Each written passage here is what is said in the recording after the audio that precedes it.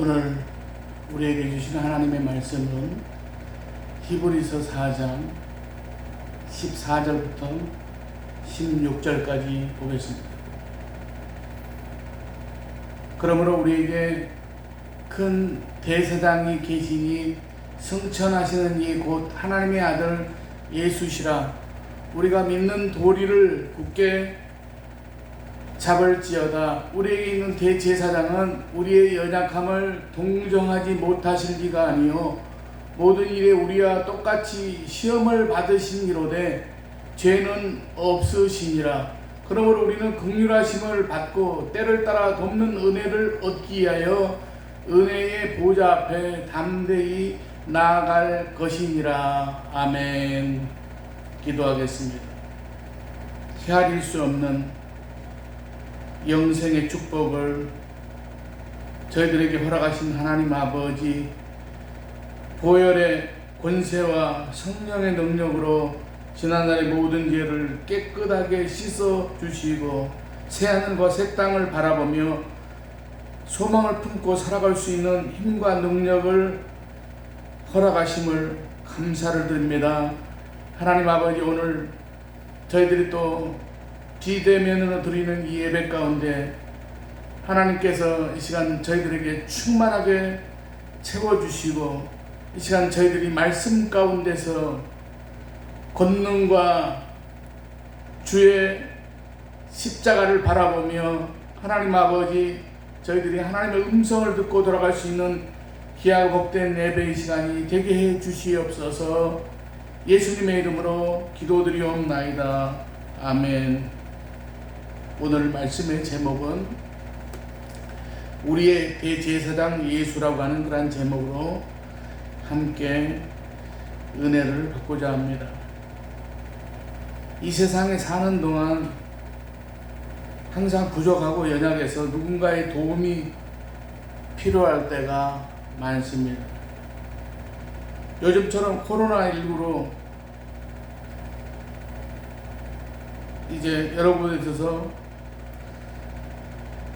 그 근원을 알 수 없는 그 불특정 다수가 이제 코로나에 감염이 돼가지고 그러한 일을 보게 될 때에 두려울 때가 있습니다.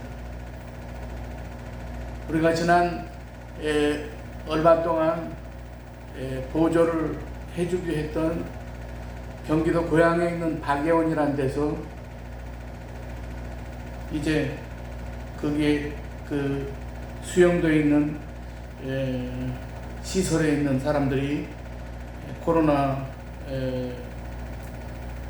확진자가 많이 나왔다고 해서 안타까운 마음을 금할 수가 없습니다. 코로나19가 아니더라도 작은 질병이라도 걸리게 되면 우리는 두려움이 앞서게 됩니다. 저는 여러분들도 아시다시피 다리에 염증으로 인해 가지고 여러 번 수술을 하는 그런 일들을 경험했습니다. 맨 처음에 수술실에 수술을 받기 위해서 전신 마취를 하러 들어갈 때에 그때는 상당히 두려웠습니다. 제가 이 수술을 받고 전신 마취를 한다는데 이게 마취가 잘 깨어서 살아나올 수 있을까 하는 그런 두려움이 있었습니다. 그러나 곰곰이 생각해 볼 때에 살아계신 하나님이 계시는데 무엇이 두렵겠느냐는 그런 마음에 확신이 왔을 때에 눈 감고 누워서 기도하는 가운데 하나님께서 나와 함께 하시겠다고 하는 그런 하나님의 음성을 들을 수가 있었습니다. 사랑하시 여러분, 오늘 우리들이 살아가는 그런 여러 가지 환경 가운데 얼마나 여러 가지 불안하고 어려운 일들이 여기저기서 터지는지 모릅니다. 저희들이 어렸을 때는 밤이 무서웠습니다. 그래서 밤에 어디를 가야 되는 그런 입장에서 밤이 항상 좀 불안했습니다. 밤이라는 것은 항상 삶의 캄캄한 상태를 보여줍니다.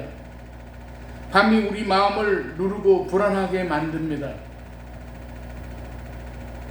그러나 믿음의 확신 가운데 주의 성령께서 인도하심을 따라 우리가 세상을 살아간다고 하면은 두려울 것이 없습니다. 저희 외갓집은 시골에, 제가 어릴 때 시골에 있었는데, 그때는 밤에 저녁에 교회를 갈 때도 그렇고 새벽에 새벽 기도를 갈 때도 산등성이를 지나서 교회를 약 한 2km 되는 그런 거리를 걸어서 그 등불을 들고 가는 것도 아니고 그냥 밤에 달빛이나 이런 그런 것들을 이용해서 밤길을 따라서 교회를 찾아가야만 했던, 그때 제 어린 초등학교 시절에 우리 외할아버지 외할머니가 가는 그 길을 어린 초등학교 한 3, 4학년 되는 제가 할머니 손을 잡고 교회를 따라갔다 다녀왔던 그런 기억들이 납니다. 숲속에 깊은 곳을 쳐다보면 참 무서운 생각이 들었고, 여러 가지 그런 그 구석진 어두컴컴한 그런 데를 바라보면 그 자리에서 빨리 벗어나고 싶은 그런 생각을 하곤 했던 생각이 납니다. 그래서 밤길을 갈 때는 누가 같이 갈 사람이 있었으면 좋겠다고 하는 생각이 들기도 했습니다. 옛날에는 짐승이 무서웠다고 합니다. 이리가 나오면, 뱀이 나오면 어떻게 대처해야 되겠습니까? 소스라치게 놀라고 아마 당황해 할 것이 뻔한 일입니다. 그래서 이 길이 좀 돌아가는 길이라든지 그런 길들이 밤에 간다는 것은 상당히 두려움이 있었습니다. 항상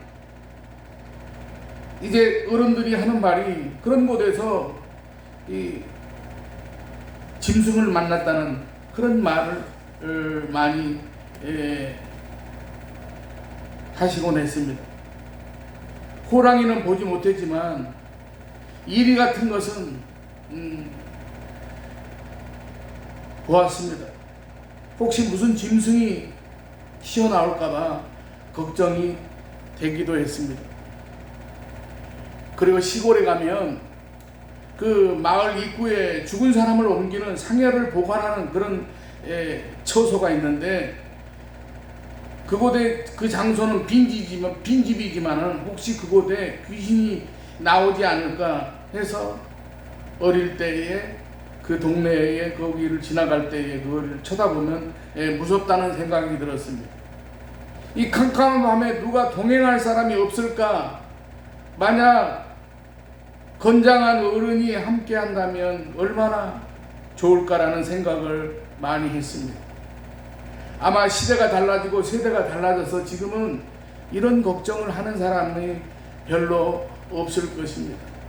그러나 우리의 마음속에 자리를 잡은 다른 걱정이 있습니다. 그것이 무엇입니까? 건강에 대한 걱정, 물질에 대한 걱정, 미래에 대한 걱정,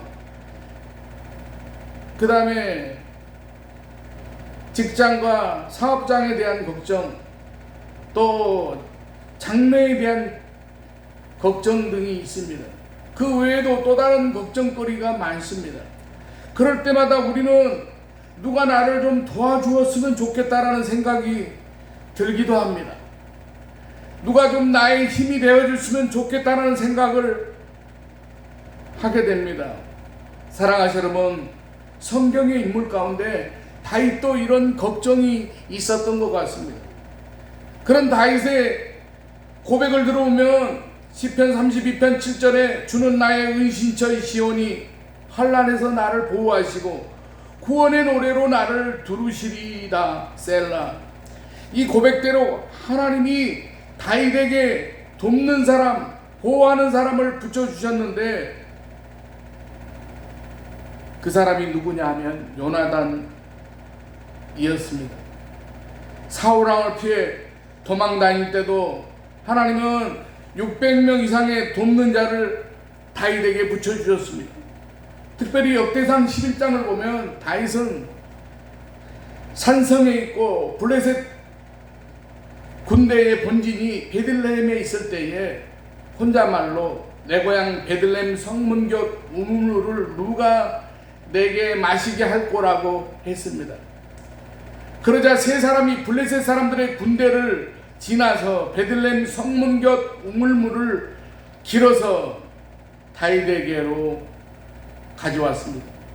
자기 목숨을 돌보지 않고 이런 일을 합니다. 하나님이 다윗에게 이렇게 동행자를 붙여주셨습니다. 사랑하시 여러분, 때로 우리는 내게는 그런 동행자가 없다는 말을 합니다. 그러나 하나님께서는 분명히 우리 모두에게 동행자를 붙여주시는 하나님이십니다. 물론 이런 동행자가 누구인지 당장 알지 못할 때가 있습니다. 그러나 때가 되면 분명히 나타납니다. 하나님은 우리 모두에게 그런 동행자를 붙여주셨기 때문입니다. 그러므로 어렵고 힘든 일이 있어도 약한 손을 강하게 하며 떨리는 무릎을 굳게 하시기 바랍니다. 하나님께서 갚아 주신다고 하셨으니 힘을 내실 수 있기를 바랍니다. 오늘 본문을 보면 우리에게 큰 대사장이 계시니 승천하신 이 곧 하나님의 아들 예수시라고 합니다. 대제사장은 사람을 대신해서 제사를 드리는 사람입니다. 따라서 오늘 본문의 대제사장 예수는 나를 대신하는 분입니다. 나를 위해 일하는 분이 바로 제사장 예수라는 말씀입니다. 그러면 우리의 대제사장이신 예수님께서 우리에게 하신 일이 어떤 일이 있겠습니까? 첫째로 대제사장 예수는 우리가 시험 받는 것을 아시는 분이십니다. 오늘 본문 15절입니다. 우리에게 있는 대제사장은 우리의 연약함을 동정하지 못할 시가 아니요 모든 일에 우리와 똑같이 시험을 받으신 이로되 죄는 없으시니라. 우리의 대제사장 되시는 예수님은 우리의 사정을 모르시는 분이 아닙니다. 세상에서 여러 가지 유혹을 받아보신 분이시기에 우리의 사정을 다 아는 분이시라는 말씀입니다. 성경에서 시험이라는 말이 쓰일 때 일반적으로 두 가지 의미가 있습니다. 유혹과 시험의 의미가 있습니다. 그런데 성경에는 이 시험과 유혹이라고 번역된 헬라어가 페이라스모스라는 그런 단어입니다. 그래서 이 페이라스모스는 문맥과 쓰임에 따라서 유혹 혹은 시험이라고 번역이 되었습니다.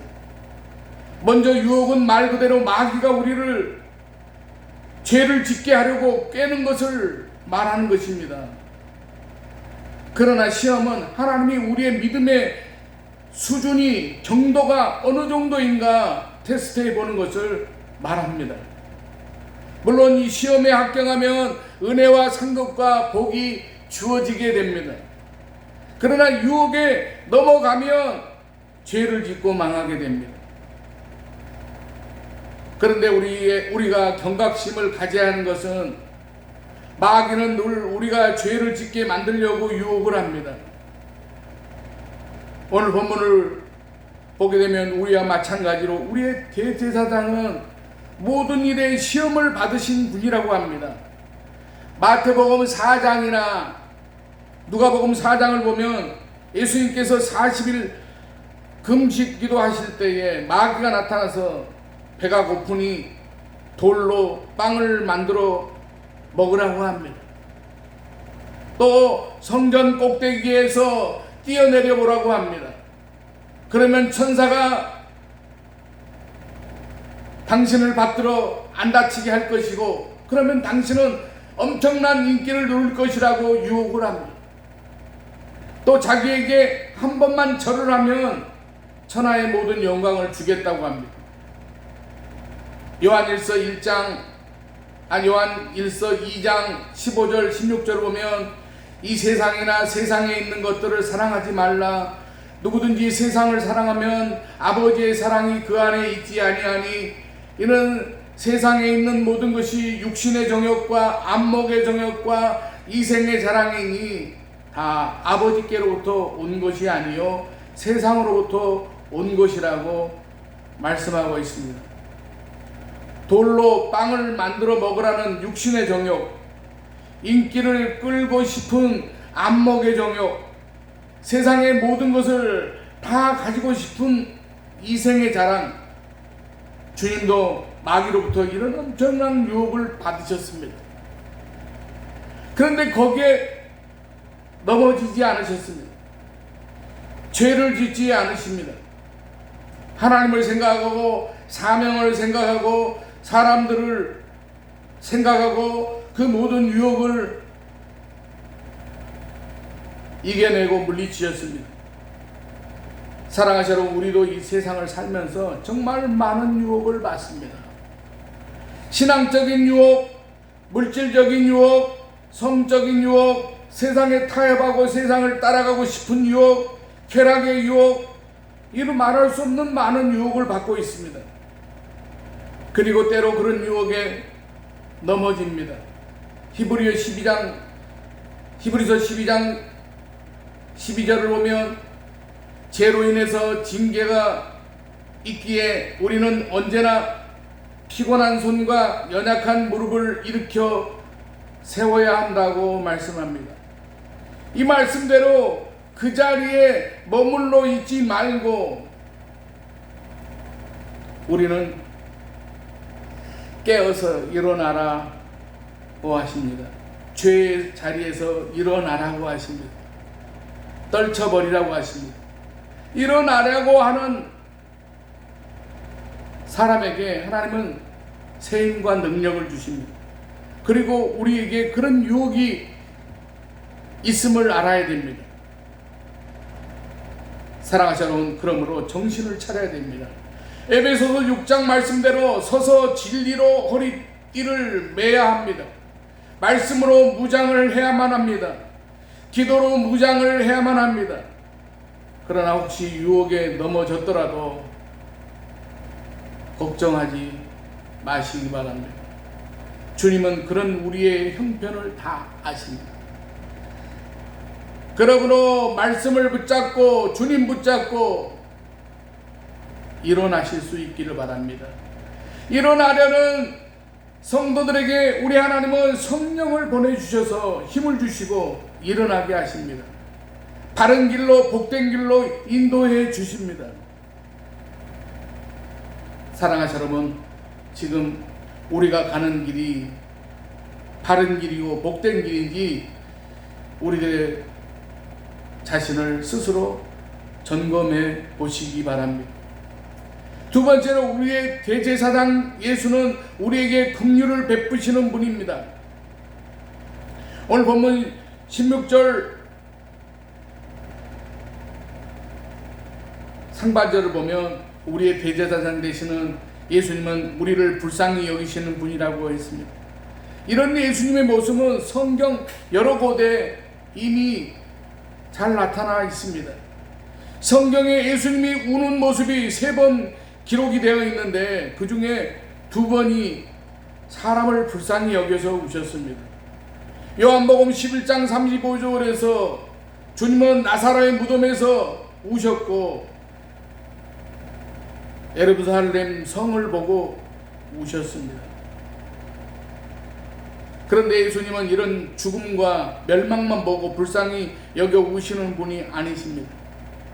주님은 병자를 불쌍히 여기시고 병들고 마음에 상처받고 여러가지 문제로 아파하는 사람들을 불쌍히 여기시고 같이 아파하셨습니다. 심지어 우리의 배고픔까지도 아시고 불쌍히 여기시는 분이십니다. 마가복음 8장 3절을 보면 말씀을 들으러 온 사람들을 향해서 만일 내가 그들을 굶겨 집으로 보내면 길에서 기진하리라.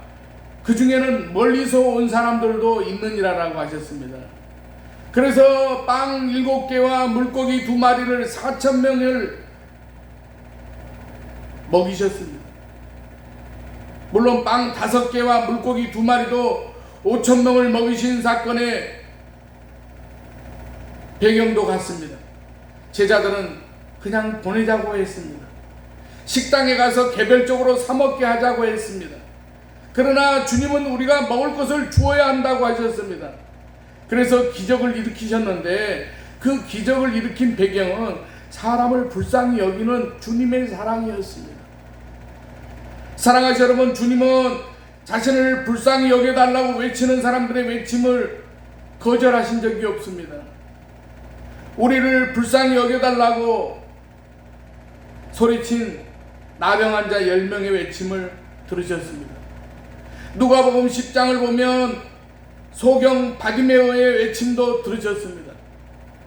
누가복음 7장에서는 남편이 없이 홀로 키운 외아들의 죽음 앞에 어쩔 줄 몰라서 정신을 잃은 듯 통곡하는 한 어머니의 통곡을 들으셨습니다. 그리고 그 어머니를 불쌍히 여겨서 그 아들을 살려주셨습니다.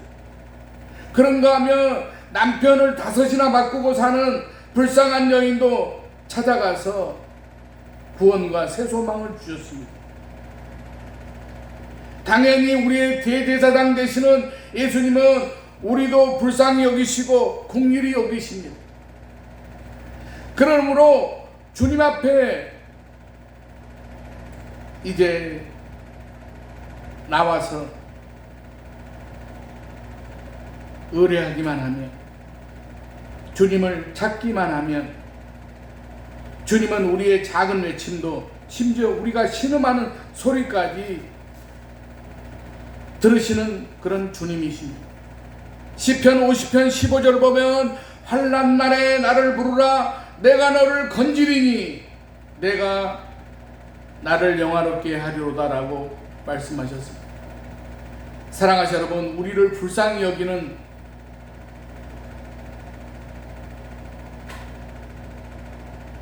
주님 앞에 우리가 주님을 간절히 찾으시기를 바랍니다. 그리고 주님의 이름을 간절히 부르시기를 바랍니다. 세 번째로 우리의 대제사장 예수는 때를 따라 우리를 돕는 주님이십니다. 오늘 본문 16절을 보면 우리의 대제사장이신 예수님은 때를 따라 우리를 돕는 분이시라고 합니다. 사랑하시 여러분, 때가 중요합니다. 시편 145편 15절은 모든 사람의 눈이 주를 앙망하오니 주는 때를 따라 그들에게 먹을 것을 주시며 라고 말씀합니다. 배가 잔뜩 부른데 누가 먹을 것을 갖다 주면 좋아할 사람이 어디 있습니까? 그러므로 때가 중요합니다. 그런데 우리의 대제사장 되시는 예수님은 때를 따라 우리에게 은혜를 베푸시는 분이십니다. 에스겔 34장 26절을 보면 내가 그들에게 복을 내리고 내 산 사방에 복을 내리며 때를 따라 소낙비를 내리되 복된 소낙비를 내리리라라고 말씀하고 있습니다. 사랑하시 여러분, 때를 따라 비를 내리신다고 합니다. 가장 적당한 때에 비를 내리십니다.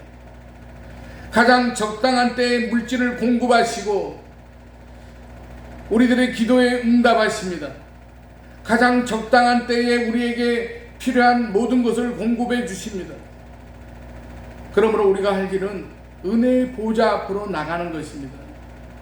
은혜의 자리로 찾아가는 것입니다.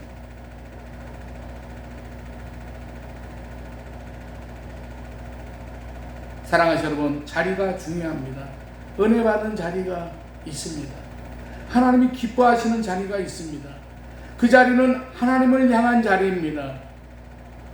사랑하시는 여러분, 예배 드리는 자리입니다. 기도하는 자리입니다. 하나님 앞에 찬송을 올려드리는 자리입니다. 그리고 말씀에 떡이 있는 자리입니다.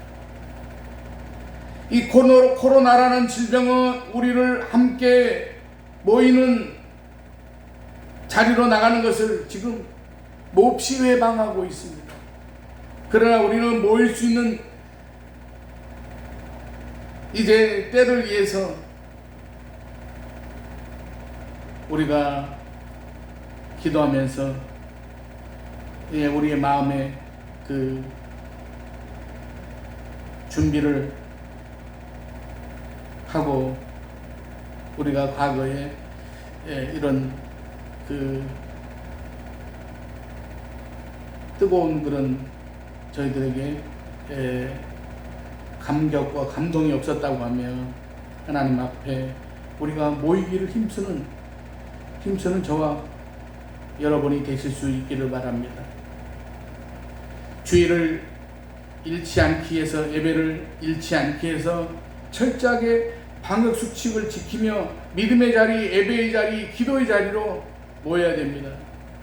만약 우리가 방역수칙을 소홀히 하면 우리가 주일에 모이지 못하는, 지금 그 특정한 그런 어떤 그 지역에서의 그런 이 사건 때문에, 특별히 우리가 성북구에 같이 함께 속해 있다 보니까 그 막대한 피해와 영향력이 우리들에게까지 와서 지금 예배적인 그런 여러 가지 것을 제한을 받고 있습니다.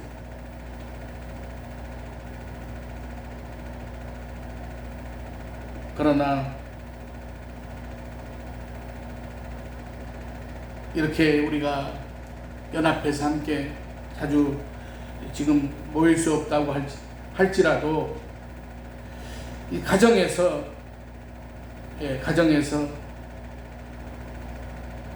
스스로 또 가족과 함께 예배의 자리, 기도의 자리, 찬송의 자리, 말씀의 자리를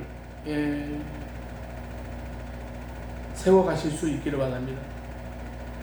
그래서 지금은 이제 텔레비전이나 유튜브, 그리고 기도나 예배 말씀을 접할 수 있는 그런 기회를 스스로 찾아가야 합니다. 모일 수 있는 자리로 나가야만 합니다. 그런 사람에게 우리의 대제사장 되시는 예수님은 때를 따라 돕는 은혜를 반드시 주신다는 것을 믿으시기 바랍니다.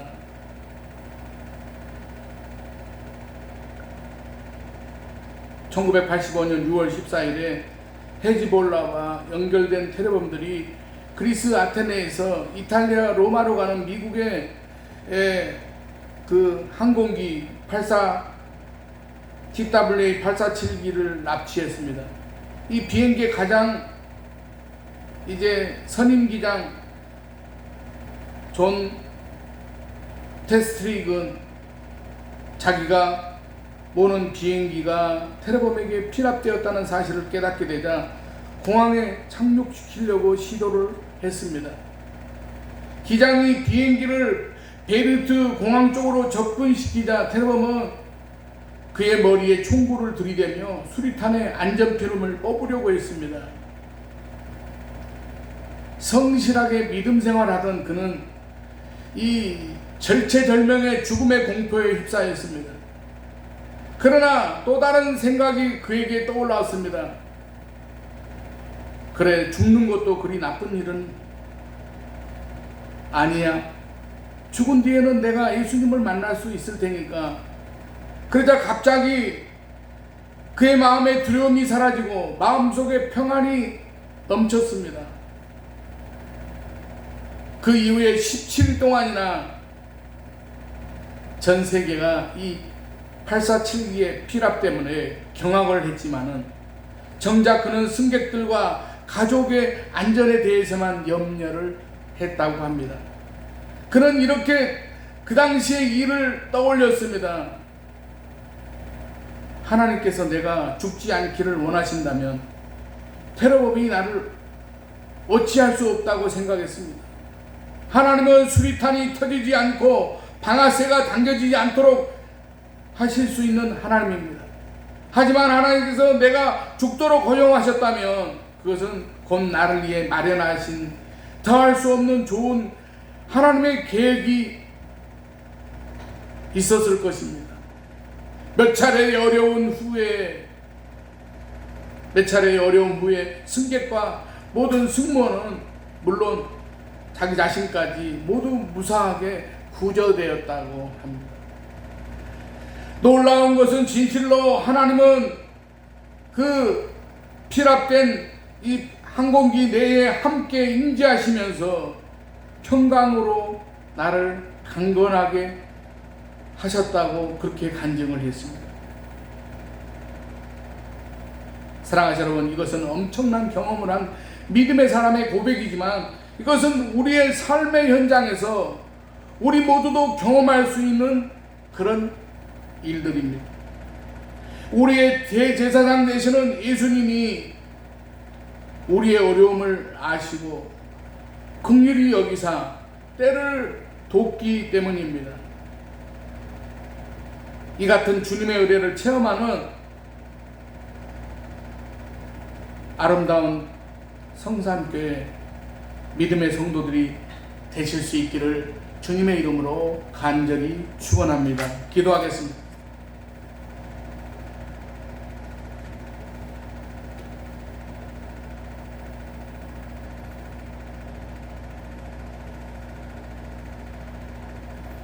믿음의 심령들을